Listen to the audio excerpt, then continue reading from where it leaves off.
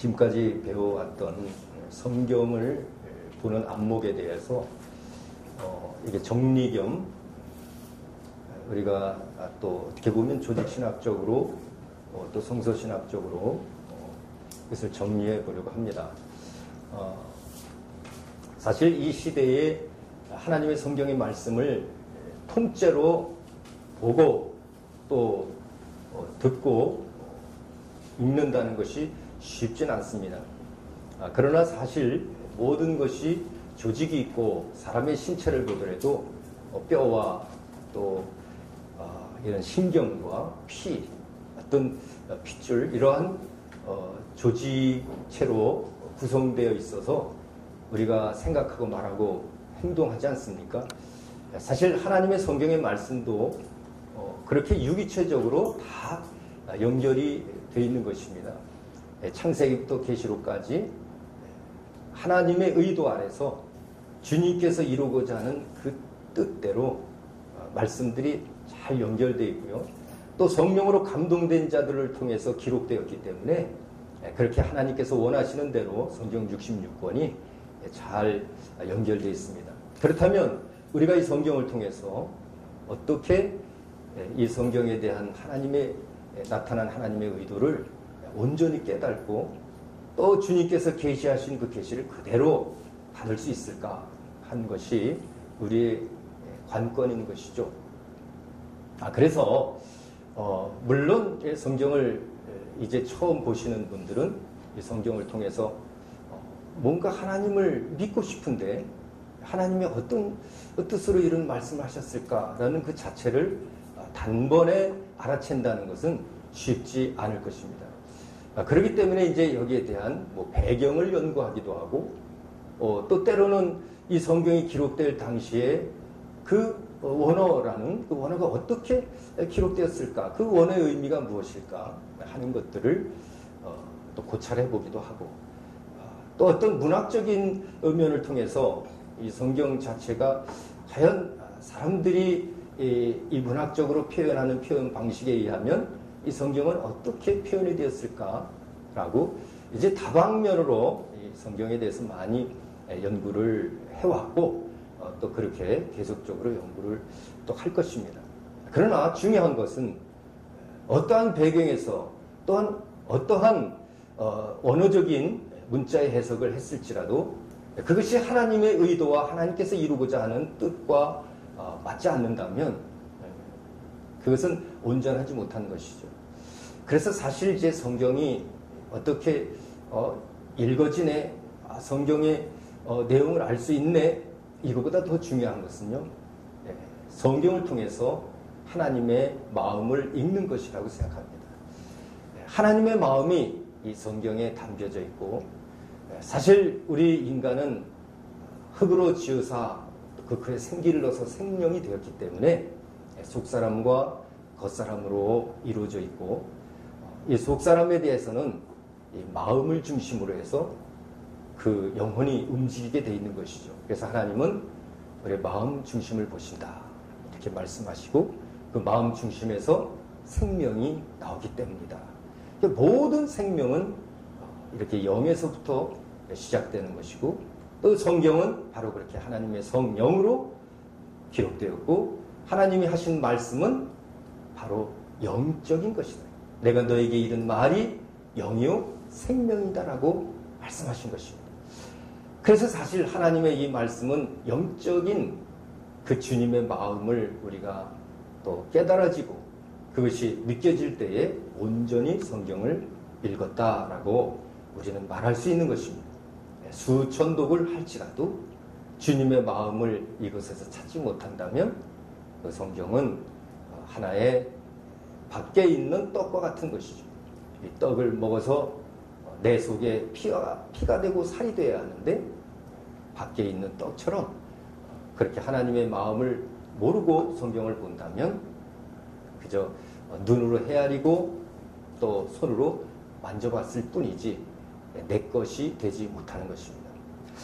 그래서 오늘은 지금까지 우리가 여러분과 저희가 함께 또 토론도 하고 연구도 하고 했던 이런 부분들을 한번 이렇게 정리를 해보는 그런 시간을 갖도록 하겠습니다.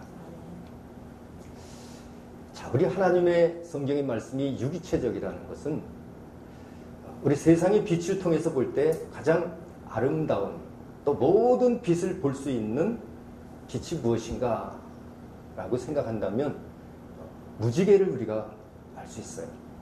무지개는 이 세상에서 볼 수 있는 가시광선의 모든 색을 다 표현해주고 나타냅니다.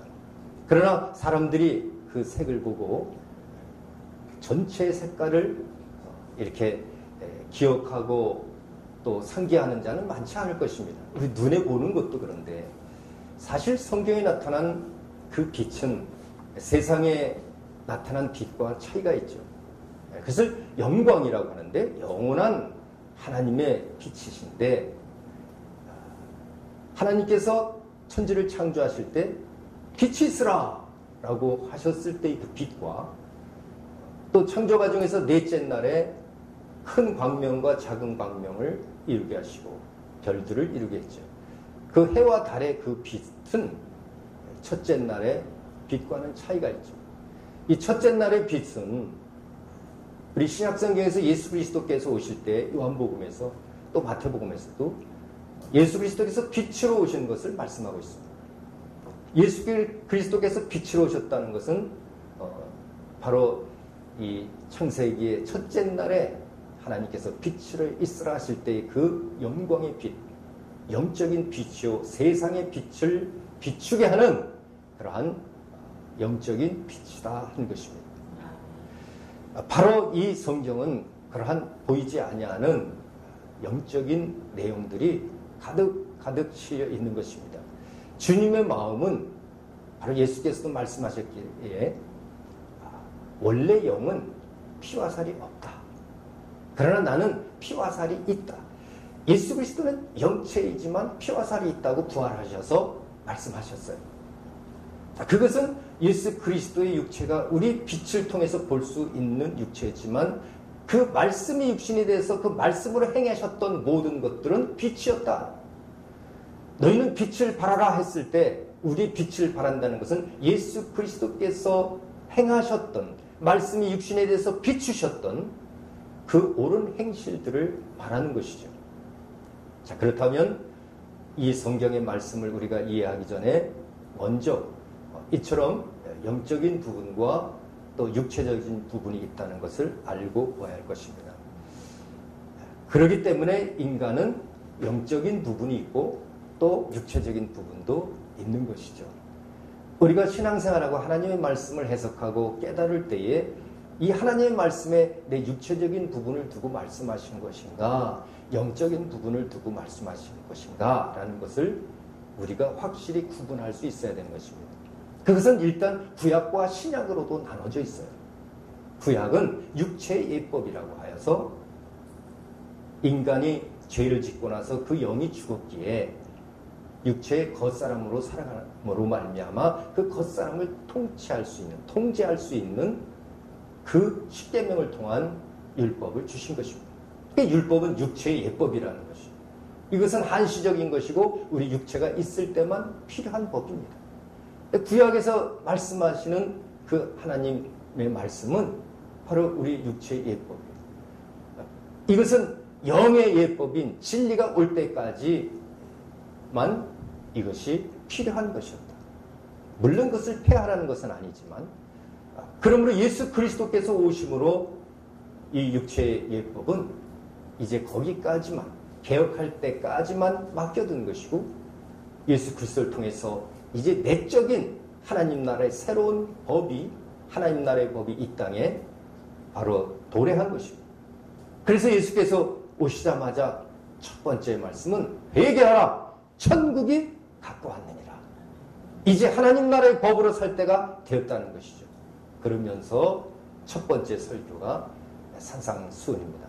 마태복음 5장에서 7장에 나오는 산상수훈.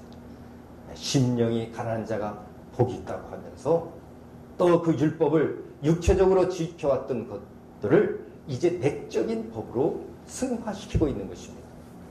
그래서 이제 사람을 육체적으로 살인한 것만이 그 살인자가 아니라 속의 형제를 미워하기만 해도 살인하는 것이요.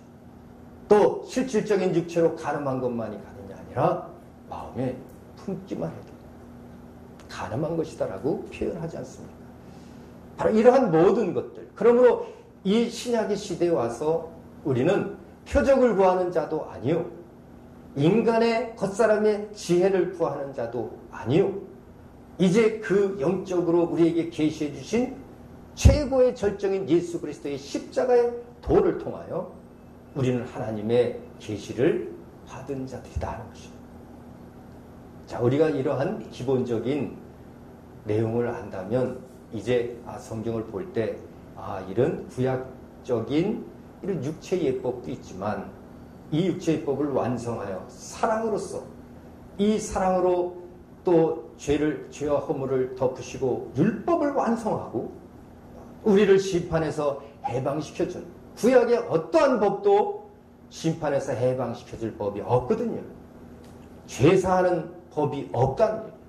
오직 예수 그리스도 그 이름으로만 죄사하는 것이요, 구원 얻을 만한 이름이 천하에 예수의 이름밖에 없는 것처럼 바로 그분이 오셔서 이 죄에서 해방시켜, 다시 말해서 심판에서 해방시킨 그 신약적인 진리의 법을 우리에게 주셨다 하는 것입니다. 우리는 구약과 신약을 이걸 구별해서 봐야 되겠구나. 구약은 신약을 위한 하나의 그림자요, 또 역할로 본다면 리허설이요, 이것은 하나의 참고 자료이구나.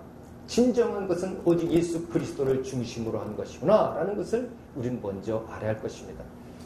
그래서 요한복음 5장 29절인가요? 에서도 너희가 영생을 얻고자 이 성경을 상고하거냐의 성경은 곧 나를, 예수 그리스도를 위하여 기록된 것이다 라고 말씀하고 있는 것입니다. 이렇게 우리는 이제 성경을 볼 때 신약과 구약을, 이 관계성을 먼저 알아야 하는 것입니다. 그리고 이 신약과 구약을 통해서 여러분과 제가 속사람과 겉사람이 있다는 사실, 이 육체의 사람과 또 속의 영혼의 사람이 있다는 것을, 그러나 그것이 분리됐다는 것은 아닙니다. 단지 하나님께서 주시는 그 법을 어떻게 우리가 적응할 것인가라는 것을 알아야 한다는 것이죠. 이것은 신학적으로 굉장히 중요하기 때문이에요. 신학적인 이론에 하나님 주권을 중심으로 한 이 내적 영혼에 대한 그 신학이 있는가 하면, 또 인간의 겉사람을 통해서 하나님의 뜻을 이뤄나가기 위한 그러한 또 인간적인 그러한 부분의 신학이 있는 것이죠. 예수 그리스도께서 인성과 신성이 하나이듯이 우리 또한 그렇게 신학도 인성과 신성이 하나가 되어야 되는 것이지, 우리는 인성이 없는 것처럼 신성으로 그렇게 로봇처럼 우리 신앙생활을 할 수는 없는 것입니다. 그리고 또한 우리 하나님의 주권을 잃어버린 채 우리 인간의 중심으로 살아가는 그러한 무지한 신앙생활은 할 수 없는 것이죠. 이것이 우리는 흙으로 지으시고 또 생기를 부어놓은 그 온전한 인간, 그것을 우리는 전인적인 인간이다. 그러므로 우리의 신앙도 전인적인 신앙을 가져야 하는 것입니다. 윤리적으로도 올바르고 영적으로도 올바른 신앙생활을 할 수 있도록 성경은 기록되었다 하는 것입니다. 자, 그렇다면 먼저 그러한 개괄적인 내용을 우리가 알고, 자, 처음부터 이제 우리는 말씀을 대하게 됩니다. 자, 성경에서는 하나님의 말씀이 기록되었고 그 말씀을 이제 나타내신다, 선포하신다는 것입니다. 그래서 성경은 말씀이 기록된 책이고, 이 말씀은 하나님의 사랑을 전하는 말씀입니다. 자, 그런데 중요한 부분이 있습니다. 우리가 성경을 볼 때 이 말씀이 과연 무엇일까?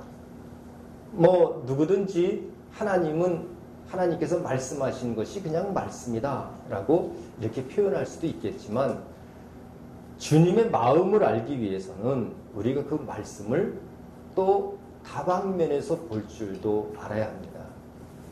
말씀은 물론 이제 로고스라는 단어를 사용해요. 요한복음 1장 1절에 보니까 이 태초에 말씀이 계셨는데 이 말씀이 하나님과 함께 했으니 곧 하나님이라.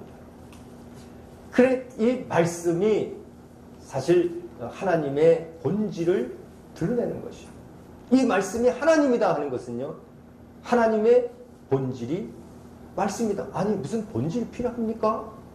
이렇게 얘기할 수도 있겠지만 우리는 이 시대에 성경을 통해서 신약에서는 특별히 삼위일체 하나님을 얘기하고 있어요. 삼위일체 하나님의 본질이 말씀이다 하는 것이죠. 본질이 말씀이에요. 이것은 유사 본질이 아니라 동일 본질임을 얘기하는 것입니다. 성부와 성자와 성령의 동일 본질. 무엇으로 동일 본질인가? 말씀으로. 그 태초에 계신 말씀인데 그러므로 하나님께서 우주를 창조하셨다는 것은 말씀으로 창조했다라는 뜻이고 우리가 하나님을 통해서 거듭났다는 것은 말씀을 통해서 거듭났다 하는 것이고 하나님께서 우리를 고치셨다. 또 말씀을 통해서 고치셨다. 성경에서 그렇게 표현되어지고 있는 것입니다. 자, 그런데 이 말씀은 왜 동일 본질인가? 그 아들을 우리에게 계시해 주실 때 선포된 말씀이 예수 그리스도를 통해서 우리에게 나타날 때에 예수 그리스도는 우리와 같이 보이는 자로 만질 수 있는 자로 또 들리게 할 수 있는 자로 우리의 육체와 같은 그러한 인자로서 오신 것입니다. 그렇기 때문에 성경에서는 그것을 말씀이 육신이 되어 오셨다고 표현합니다. 말씀이 육신이 되어 우리 가운데 거하심에 그 영광을 보니 아버지의 독생자의 영광이요 은혜와 진리가 충만하더라. 율법에서 말할 수 없었던 은혜가 나오고 율법에서 말할 수 없었던 영원한 진리가 나오고 있어요. 그것은 말씀이 육신이 되어 우리에게 오셨다. 그러면 그 성자도 역시 말씀이다라는 것을 표현합니다. 그것을 우리는 인카네이션이라고 하는 거죠. 보이지 않는 말씀이 보이는 말씀으로 오셨다. 그러니까 사실 우리가 행동하는 이 모든 것이 보이는 말씀처럼 행동하는 것이 온전한 것입니다. 성경을 통해서 우리가 성경을 올바로 알고 주님을 올바로 받아들였다면 우리가 말할 때 말하는 것이 꼭 아버지 하나님께서 말씀하시는 것처럼 우리가 봉사를 하더라도 하나님의 힘을 공급받아서 하는 것처럼 하라라고 말씀하고 있잖아요. 결국 그 성자께서도 역시 말씀이시다. 말씀 육신에 주셨습니다. 그 예수 그리스도는 말씀대로 그 육신이 십자가에 못 박혀서 죽으셔야 됐고 왜요? 말씀이 우리 죄를 사해야 하기 때문에 말씀은 이 죄를 위해서는 피를 흘려야 할 것을 정해놓은 것이고 왜냐하면 죄의 삭은 사망이고 피에는 생명이 있기 때문에 그 피는 의의 피요 죄를 사하기 위해서는 의가 아니고서는 안 되는 것이고 죄값을 치르기 위해서는 생명인 피를 흘리지 않으면 안 되기 때문입니다. 십자가 사건은 바로 그것을 의미한 것이고 예수 그리스도께서 그렇게 말씀을 증거하시고 그가 부활하셔서 하늘에 오르신 후에 보혜사 성령을 보내시지 않습니까? 보혜사 성령은 무엇입니까? 바로 하나님의 말씀을 증거하는 영입니다. 하나님의 말씀 없는 곳에는 그 보혜사 성령이 역사할 수 없죠. 그러므로 성부와 성자와 성령은 삼위이지만 일치 하나님의 말씀으로 동일본질한 말씀으로 일치하시는 것을 알 수 있습니다. 결국에는 성령은 말씀이 있는 곳에만 역사하는 것이에요. 예수 그리스도의 보혈의 권세가 있는 곳에만 역사하는 것이에요. 그러니까 바로 보혜사 성령은 무엇을 증거합니까? 하나님을 아버지라 할 수 있고 그 우리의 은혜의 죄에서 우리를 구해준 예수를 주라고 시인할 수 있는 것은 그 보혜사 성령을 받은 자만이 온전하게 시인할 수 있다는 것입니다. 그것이 바로 이제 삼일체의 하나님으로서 말씀을 증거하고 있는 것입니다. 이처럼 하나님의 말씀이 성경에 기록된 사실을 알고 이 모든 원천은 말씀으로부터 시작되어진다라는 것을 우리는 알고 성경을 보는 것이죠. 그래서 우주를 창조할 때도 하나님의 말씀으로 창조되었고 우리의 믿음도 하나님의 말씀을 통해서 믿어지고 그러면 믿음은 또 우리가 들으면서 난다고 그랬지 않습니까? 그 들음은 곧 하나님의 말씀으로 인한 것이다 라고 기록되어 있습니다. 그러니까 결국에 우리의 믿음도 하나님의 말씀이 없는 믿음은 진정한 믿음이 아니요, 말씀이 있다면 보혜사 성령님이 역사하셔야 하고, 그 성령이 역사하지 않는 믿음은 가짜 믿음인 것이죠. 그렇다면 우리는 말씀의 사람이요 하나님과 동일 본질의 말씀을 가진 자들이 되어야 이것이 온전한 성도요 온전한 하나님의 지도자들이라. 그 말씀을 가졌기에 그 말씀을 가르쳐 지키라고 한 것이죠. 무엇을 가르쳐 지키게 합니까? 하나님의 동일 본질인 그 말씀, 내가 너에게 분부한 이 말씀을 가르쳐 지키게 하라고 말씀한 것이죠. 이것을 지상명령이라고 하고, 여러분과 저의 이 시대의 임무가 그것인 것이죠. 바로 그 사명을 우린 목숨 바쳐서 나의 달려갈 길과 주 예수께 받은 사명, 곧 그 은혜의 복음을 증거하는 일을 마치려 하면 나의 생명을 조금도 귀한 것으로 여기지 아니하리라 라고 고백했던 그 바울 이상으로 우리는 순교의 정신을 가지고 하나님의 진리의 말씀을 올바로 전해야 하는 것입니다. 자, 그렇다면 그 말씀을 어떻게 받아야 그렇게 할 수 있을까? 말씀이 하나님의 본질인 걸 알았는데 어떻게 받을까 하는 거죠. 세상에 떡도 내가 먹어야, 그리고 먹을 뿐만 아니라 소화를 시켜야 내 속에 살이 되고 피가 되는 것이죠. 그래서 힘이 생긴다. 먹지 못한 자가 어떻게 힘이 생기겠습니까? 그러나 우리에게 피가 되고 살이 되게 하고 힘을 주시는 이는 하나님이세요. 우리가 빵을 먹더라도 그렇게 되는데, 사탄은 우리 육체를 먹을 권리를 가졌다고 그랬습니까? 인간이 죄를 지었기 때문에, 죄진 이후로. 그래서 사탄은 그렇게 우리에게 먹을 것, 또 명예, 권력, 이런 것을 통해서 우리 육체를 지배하려는 속성을 갖게 된 것이고, 우리는 그것을 이겨내야 하는 것이죠. 예수 그리스도께서 광야에서 마귀를 만났을 때도 말씀하세요. 사람이 떡으로만 사는 것이 아니라 하나님의 입에서 나오는 말씀으로 사느니라. 그런데 그 말씀을 어떻게 먹을까 하는 거죠. 성경의 기록을, 성경을 어떻게 볼까라는 것이거든요. 주님의 마음을, 이 떡은 내 입으로 먹으면 되지만 하나님의 말씀은 마음으로 받는 거예요. 영적인 식량이기 때문에 우린 육체적인 식량만으로 사는 것이 아니라 돌덩어리를 떡덩어리로 바꿔서 먹고 싶은 그 배고픔이 있어도 그것보다 더 중요한 것은 영적인 양식이 필요하다고. 그것은 하나님의 말씀이에요.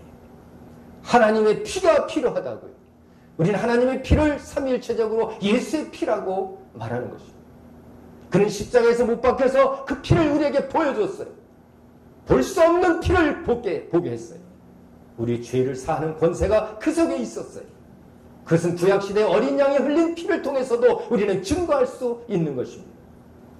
육체적인 죄를 사하기 위해서도 어린 양 짐승의 피를 통해서 이루었는데, 우리의 영을 살리기 위해서는 바로 신의 피, 하나님의 아들의 피가 필요하다는 사실을 우리는 깨달아야죠. 성경을 통해서 주님의 마음을 읽어야죠. 그 말씀이 우리 마음으로 받아질 때에 이것이 온전히 주님의 마음을 품게 되는 것입니다. 그 속에 예수의 영적인 피가 생기게 되고, 예수의 영적인 살이 생기게 되고, 예수의 영적인 힘과 능력이 나타나는 거죠. 그것은 인간이 하는 것이 아니라 하나님께서 하시는. 세상의 떡도 우리 속에 피가 되고 힘이 되게 하는 것은 하나님이 하시는 것처럼 영적인 양식도 마찬가지예요. 하나님께서 권세를 얻게 하고 하나님께서 힘을 주시는 것입니다. 그래서 지금까지는 우리가 구했으나 그 예수의 피의 권세를 가지고 구하라는 거예요. 지금까지 내 이름으로 구하지 않았으나 내 이름으로 구하라. 무엇이든지 시행하리라 라고 말씀합니다. 그 힘과 권세와 능력을 이루겠다는 것입니다. 내 힘으로 할 수 있다고 하지 말고 하나님의 말씀을 내 속에 이제 받아들여서 믿음으로 그 일을 행하라는 거예요. 그 믿음으로 행한다면 이 산이 바다 위로 던져지라 해도 된다는 것이에요. 바다 위를 걷는 정도는 아무것도 아니요. 그 홍해 바다를 가르는 것은 아무것도 아니라 하나님께서 하시면 되니까. 인간이 할 수 없는 일을 하나님은 하시게 한다. 그러므로 이 말씀을 우리는 소화시켜야 돼요. 그것을 깨닫게 한다. 그러죠. 우리 하나님의 말씀이 깨달아지지 않으면 다 새나가는 것이에요. 우리 세상의 음식도 소화시키지 못하면 다 새나가잖아요. 그처럼 하나님 말씀을 그저 귀로만 듣고 내 마음의 귀로 들어가지 않는다면 그것은 다 사라져볼 뿐이다 하는 것입니다. 그렇기 때문에 우리가 그것을 또 원어적으로 표현할 때 로고스적인 말씀, 레마의 말씀이라고 표현하는 거죠. 성경의 말씀을 우리가 볼 때 이 성경은 아직까지 처음 볼 때 로고스의 말씀이에요. 그냥 떡과 같은 것이에요. 생명의 떡일 뿐이에요. 그러나 이것을 우리가 받아야 돼요. 우리가 설명하고 설교하고 예수 그리스도가 엠마오 간 두 제자에게 설명할 때 그의 마음이 뜨거워졌다는 것은 그 말씀이 소화가 된 거예요. 느껴졌다. 그 하나님의 말씀이 느껴지니까 베드로가 또 설교를 할 때 이 말씀을 전할 때 3,000명이나 되는 모든 자들의 찔림을 주었고 그 찔림은 바로 소화되는 순간이었어요. 깨달아지는 순간에 내 잘못된 것이 찔림을 받고 회개하게 된 것입니다. 너희가 각각 회개하고 제사함을 받아라. 그러면 성령을 선물로 받으리니 그 말씀이 있는 곳에 성령이 임한다는 것이요. 성령이 임했다는 것은 말씀을 소화시킨 자들입니다. 그러므로 이제 우리가 성경 속에 나타난 말씀은 레마된 말씀이어야 한다. 우리 성경에 기록된 말씀을 소개만 하려고 하지 말고 이 성경에 기록된 말씀이 내 안에 들어와서 그 말씀이 힘을 얻어서 영과 혼과 관절과 골수를 찔러 쪼개들어 우리는 땅끝까지 가르쳐 지키는 자가 되어야 하는 것이 성경을 읽는 것으로 그치는 것이 아니라고요. 성경은 이 말씀이 레마가 되어야 하는 것이고 이 시대에 왜 대학, 신학교가 필요할까요?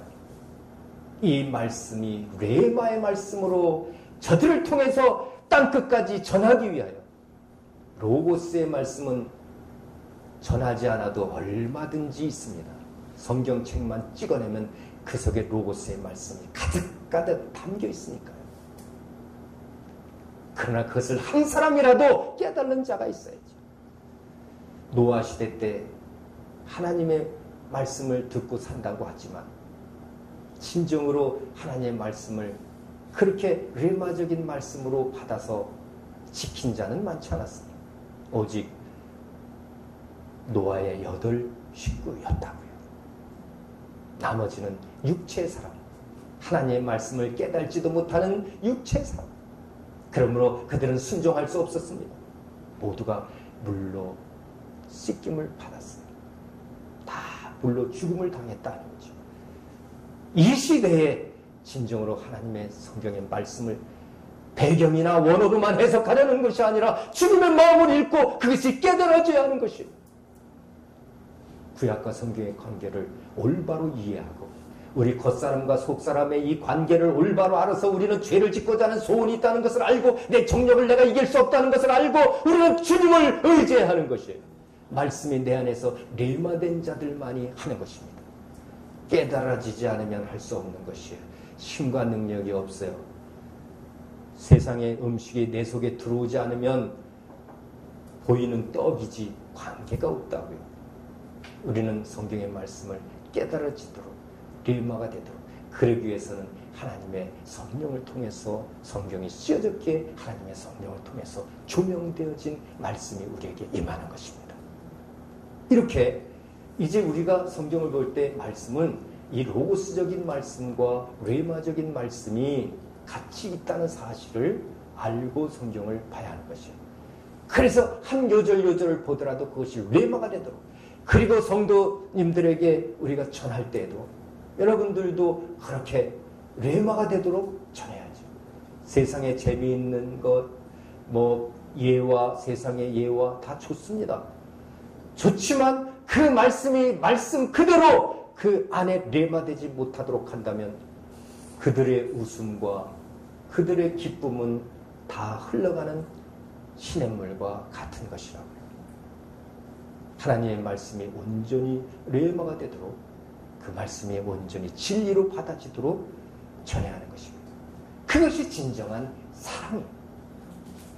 사랑은 역시 또한 육체적인 사랑이지만 이렇게 말씀을 통한 사랑만이 이것이 영원한 사랑이요 이것을 아가페 사랑이라는 것이죠.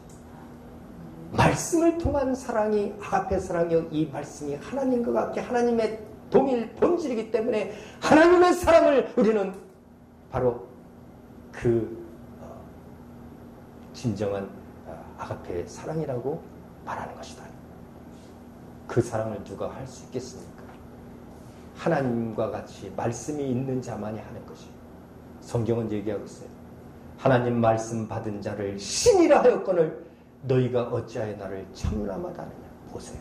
하나님의 말씀이 육신에 되어 오신 예수 그리스도처럼 내 속사람은 그렇게 겉사람은 내가 온전한 말씀의 사람이 아닐지라도 우리의 속사람은 온전한 예수와 같은 마음 그렇게 말씀의 사람이 되어야 우리 속으로는 아가페 사랑을 할 수 있어야 한다 하는 것이에요. 예수 그리스도의 겉사람은 여러분과 저의 속사람과 일치되는 것입니다. 말씀을 받았을 때 말씀을 받지 못하면 예수 그리스도와 같을 수가 없어요. 그러니까 내가 말씀도 없으면서 예수를 영접했다고 하는 것이 얼마나 간악한가를 알아야 해요. 하나님을 얼마나 무시하는 처사인가. 내 속에 말씀이 없으면서 예수를 믿는다고 하는 것이 얼마나 간악한 처사인가. 우리가 잘 깨달아야 하는 것입니다. 아멘. 그만큼 말씀이 하나님의 동일 본질이라는 사실을 우리는 깨닫고 이제 그 로고스의 말씀을 레마의 말씀으로 완전히 하나님과 내가 하나가 될 수 있도록 그리고 이웃의 영혼에 그 레마의 말씀이 전파될 때 그들의 영혼이 깨닫고 그들의 영혼이 살아나는 것입니다. 성경에서는 계속적으로 그 말씀을 하고 있어요. 그래서 이 말씀은 창조 질서를 기준으로 하고 있고 우리 생명을 유지하는 기준이 된 것이고 또 심판하는 기준이 된 것입니다. 마지막 날 하는 말씀을 심판할 것인데 그래서 우리는 말씀을 캐논이라고 하는 것이에요. 캐논, 기준이다. 모든 인생과 생명과 우주와 이 세상의 모든 것의 기준이 되는 것입니다.